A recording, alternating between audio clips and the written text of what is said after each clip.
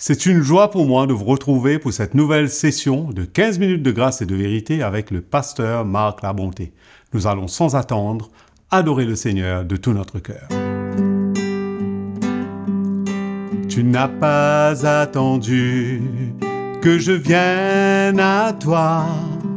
Tu as revêtu notre humanité. Tu n'as pas attendu que je crie vers toi. C'est toi qui m'as aimé le premier. Reçois ma reconnaissance. Jésus, ma reconnaissance pour la croix, ma reconnaissance. Jésus, pour ta venue, ton amour, ton salut, reçois ma reconnaissance. Jésus, ma reconnaissance pour la croix, ma reconnaissance. Jésus, pour ta venue, ton amour, ton salut, ton amour, ton salut. Alléluia, Seigneur. Nous allons maintenant ouvrir nos cœurs et écouter sa parole. Bienvenue dans cette nouvelle session de 15 minutes de grâce et de vérité. Merci Patrick.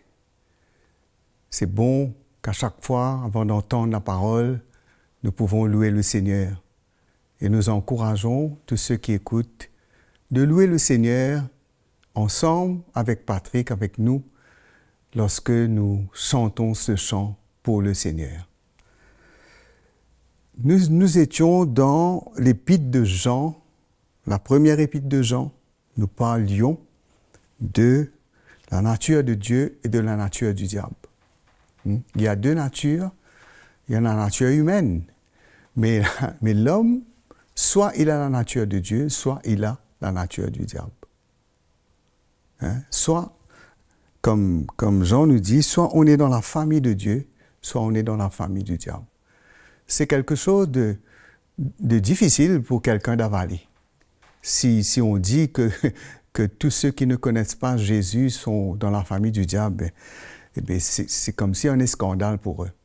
Mais pourtant, c'est la vérité. C'est la parole de Dieu qui le dit. Et c'est vrai. Il y a deux natures. Il y a la nature de Dieu qui est dans l'homme, et il y a la nature, celui qui a reçu le Seigneur Jésus, il a reçu la nature de Dieu. Mais celui qui n'a pas reçu Jésus, n'a pas la nature de Dieu, n'a pas la semence de Dieu en lui. La semence, c'est la nature. La semence, c'est la nature même, c'est la vie même de Dieu qu'on reçoit. Alors, on va continuer à voir qu'est-ce que nous avons lu. Oui, le verset 10, c'est par là que se font reconnaître les enfants de Dieu et les enfants du diable. La deuxième partie de ce verset, quiconque ne pratique pas la justice n'est pas de Dieu, ni celui qui n'aime pas son frère. Deux choses dedans là. Il y a deux choses. Quand on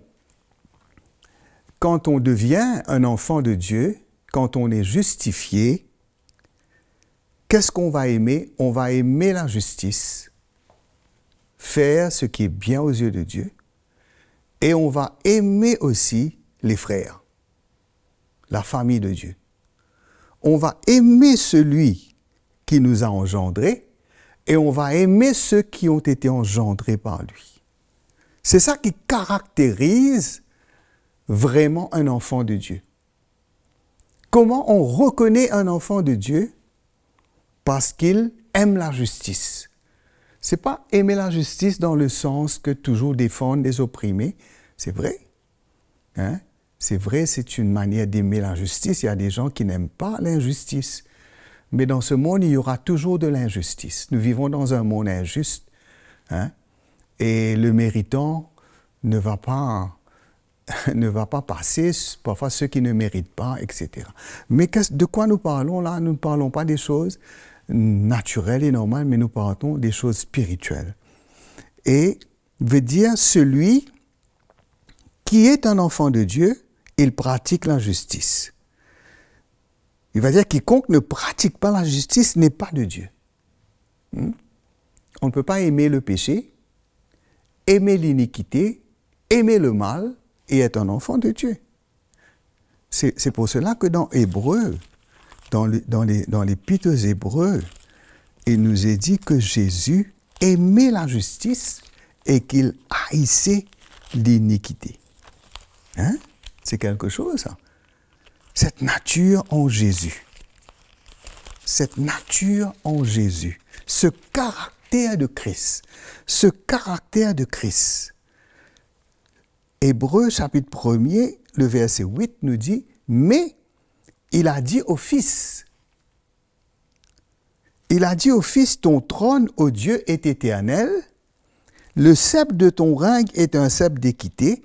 Tu as aimé la justice et tu as haï l'iniquité. C'est pourquoi, ô Dieu, ton Dieu t'a oint d'une huile de joie au-dessus de tes collègues. Et encore, toi, Seigneur, tu as au commencement fondé la terre et les cieux sont l'ouvrage de tes mains. Ils périront, mais tu subsistes. OK? Qui veut dire, le Seigneur Jésus lui-même, sa nature, son caractère, c'est qu'il avait en lui l'amour pour la justice. Qui veut dire qu'il prenait plaisir à faire ce qui est juste devant Dieu. Et que ce n'était pas pensable ou possible que Jésus fasse quelque chose qui est contraire à Dieu, qui est contraire à son Père. Hein? C'était pas à imaginer. Et voilà, quand nous recevons, c'est cette nature-là que nous recevons, quand nous devenons enfants de Dieu. Hein? La nature du péché est enlevée, mais nous recevons cette nature où nous aimons la justice.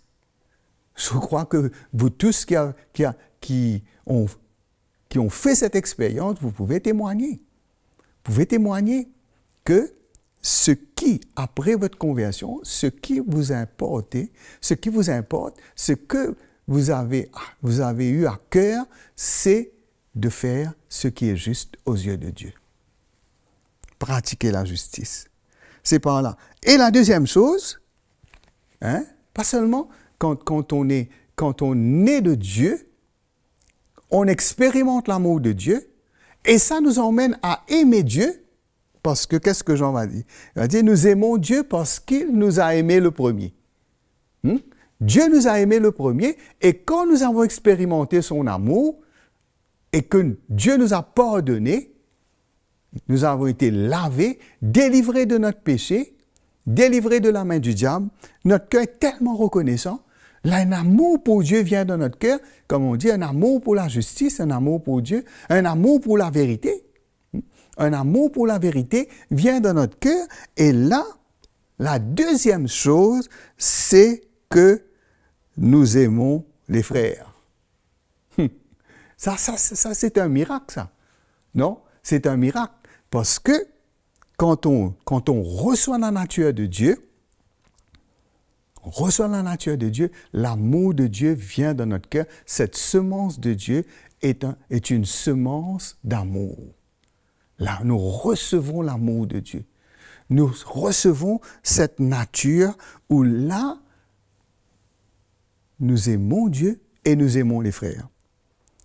On ne peut pas devenir chrétien et ne pas aimer l'Église et ne pas aimer les frères.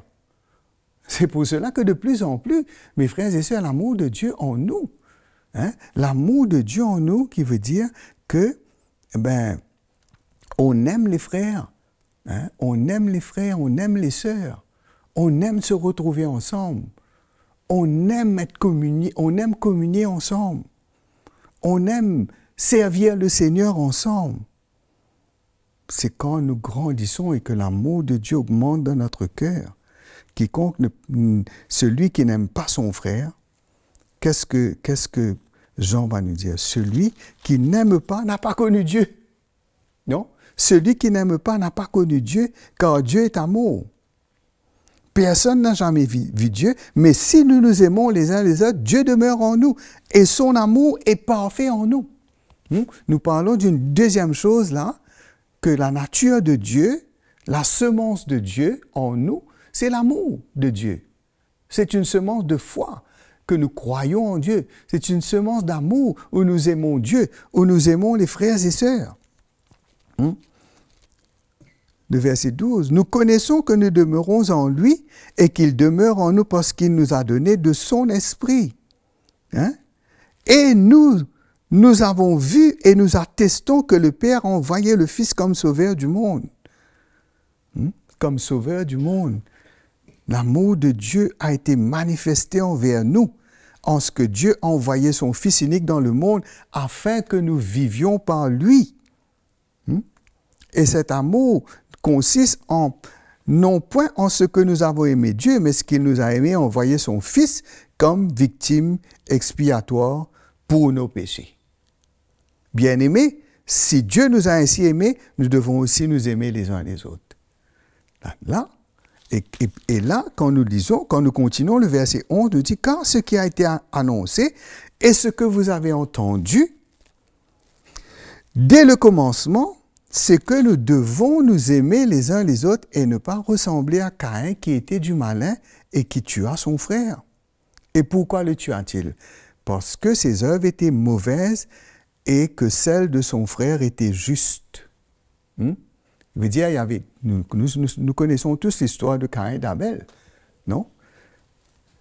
Là, la parole de Dieu nous dit que Abel, ses œuvres étaient justes.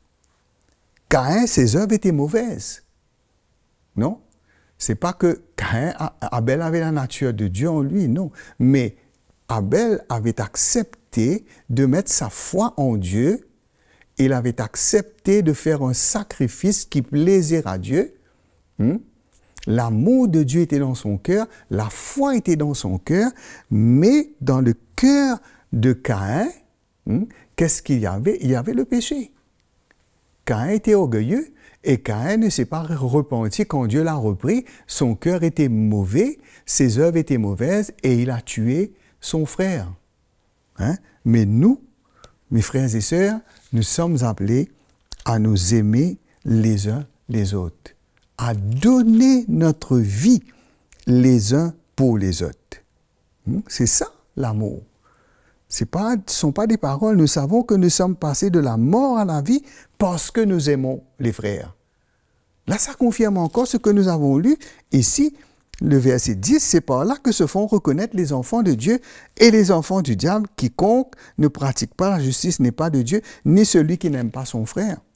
Il veut dire, et là, le verset 14 nous dit, nous savons que nous sommes passés de la mort à la vie. Comment nous savons cela? Quelle preuve nous avons? Parce que nous aimons les frères. L'amour de Dieu est en nous. L'amour de Dieu. Quiconque est son frère est un meurtrier. Ah, la parole de Dieu est tellement vraie. Je vous remercie d'avoir été avec moi. Je vous donne rendez-vous pour la prochaine session. Que le Seigneur vous bénisse. Méditons ce matin sur cet encouragement que le pasteur Marc Labonté nous a partagé dans cette session. Je suis certain que cela nous fera beaucoup de bien. N'oubliez pas d'aimer la vidéo et de la partager avec tous vos amis. Activez la petite cloche pour être averti des nouvelles sessions. Faites connaître vos témoignages à l'adresse qui s'affiche sur votre écran. Nous reviendrons vers vous avec joie. À bientôt.